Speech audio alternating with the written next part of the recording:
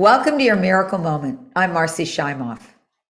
And I'm Dr. Sue Morter. And together, we're the co-leaders of Your Year in Miracles, where we teach thousands of people around the world how to live in the miracle zone, where we're constantly moving synchronicities and flow together in such a way that it creates the perfect environment for miracles to occur. And at this time, today's miracle moment is about how to be resilient in uncertain times. You know, we're living in some most amazingly uncertain times, the most amazingly uncertain times of our lifetime. And if there's ever been a time to have our inner resilience up and running, that time is now. Boy, do we need that resilience, right? Absolutely. So I was reading a Psychology Today article, and it defined resilience as the psychological quality that allows some people to be knocked down by the adversity of life and come back at least as strong as before. So this is rather than letting difficulties and traumatic events or failure overcome them and drain their resolve, highly resilient people, they find a way to change course. They emotionally heal. They just continue moving towards their goals no matter what's going on. And we can look around the world and we can see how people are experiencing lots of challenges, difficulties, traumatic events, like perhaps, as Sue said, like never before in our lifetimes. And now is the time where it's incredibly important to find our own inner resilience. Yeah. Nature is an incredible example to us of how to be resilient. Nature has the ability to bounce back constantly. It's constantly finding a way for a tree to grow out of a rock, right? It's like this constant presence that is here, and to create a new life constantly. We need to evaluate and take the lead from nature. We can see this in all of the seasons and the weather patterns and all of the cycles of life. It's a persistent, resilient, loving presence that shows up time and time again. Yeah, I love how we can look to our animal kingdom brothers and sisters as examples. So you might have seen a documentary, it was years ago, and it was called The March of the Penguins, and it was about the emperor penguins.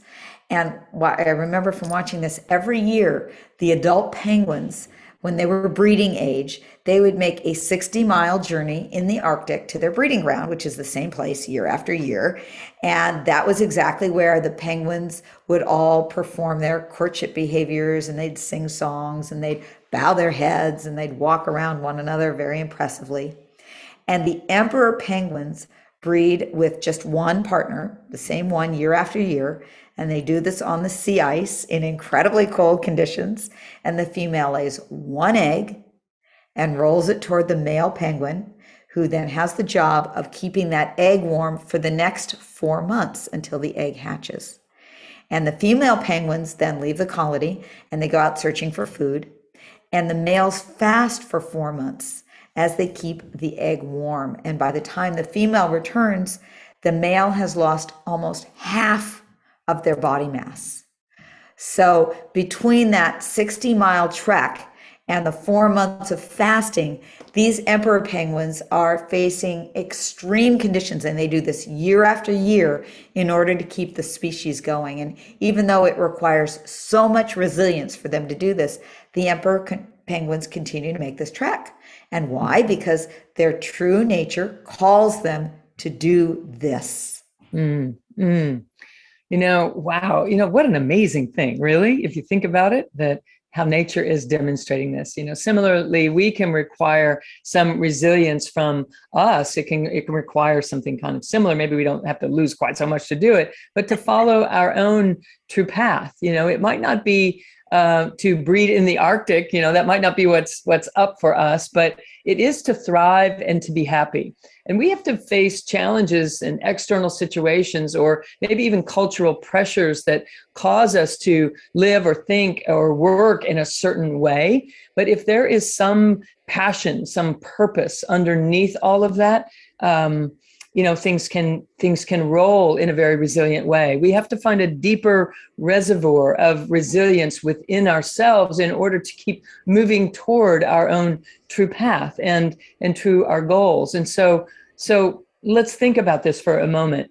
If there was a felt sensation inside of your body that you would just love to be able to nurture no matter what, just like this male penguin in the egg, it's like no matter what, this egg was like the sole focus here because breeding and the perpetuation of the species was so important. So what if there was a feeling inside of you that was so important to nurture and to cultivate in that same way? This is what I do. There's a feeling inside of my system that I just flat say, this is the most important thing that I can nurture and cultivate today. And whatever comes my way, I can handle it, but I'm handling it so that this feeling gets to have a life, gets to have a space to live in. And so it's not as if I'm protecting this feeling. I'm cultivating the feeling. I'm finding a new way and another way for this feeling to become alive and to be supported and to be shown the life that it can have. So what is the feeling inside of you that you would love to have the resilience to always be nurturing it? For me, it's a feeling of open-hearted joy. It's a feeling of adventure and curiosity. It's a feeling of a yes inside of me.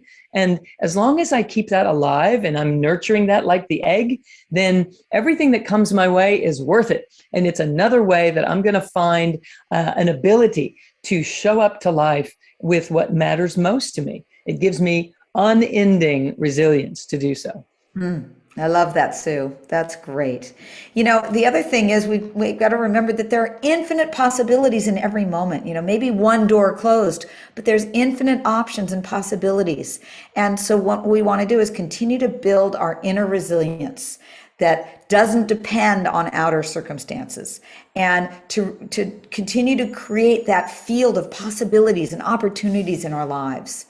So maybe you could let us know how you are creating more resilience in your life and how you are opening to new possibilities. So leave us a comment below for that. Yes. We're going to leave you with a quote from Catherine DeVry, who says, like tiny seeds with potent power to push through tough ground and mighty trees, we hold innate reserves of unimaginable strength. We are resilient. So we send you lots of love for big resilience in your life. Yes, yes. Much love, everyone. We'll see you soon.